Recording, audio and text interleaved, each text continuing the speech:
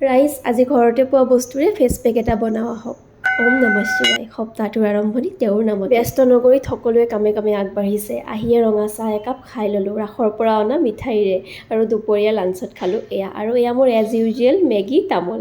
বাৰু এয়া face pack 2 চামুচমান বেচন ল'লোঁ। তাৰপিছতে এয়া এচামুচ মৌ আৰু নেমু টেঙা আৰু গোলাপ জল গোটেইখিনি ভালদৰে মিক্স কৰিলোঁ। সন্ধিয়া আহি মই ফেচ ৱাছ কৰি মুখত ক্ৰীম সানি থৈছিলোঁ, সেইকাৰণে আকৌ এবাৰ মই ফেচ ৱাছ নকৰি ইয়াক ইছৰাম পৰিহৰি উৎপাত। বাৰু গোলাপ জলেৰে মই মুখখন ভালদৰে ক্লিন কৰি লৈছোঁ। এয়া চকুৰ তল আৰু নাকৰ ছাইড গাল গোটেইখিনি। এই ফেচ পেকটো ইউজ কৰিলে স্কিন টনটো বহুত বেছি ধুনীয়া হয়। বহুতে হয়তো জানে, নজনাসকলৰ কাৰণে কৈছোঁ দেই। ঠাণ্ডাৰ দিনত আমাৰ স্কিনখন বহুত বেছি ড্ৰাই হৈ যায় ন, আৰু বেচনে হাইড্ৰেট আৰু কোমল কৰি ৰাখে মুখৰ ছালখন। আৰু লগতে আপোনাৰ মৌ, নেমুৰ ৰস আৰু গোলাপ জলে মুখখন বহুত বেছি ব্ৰাইট কৰে।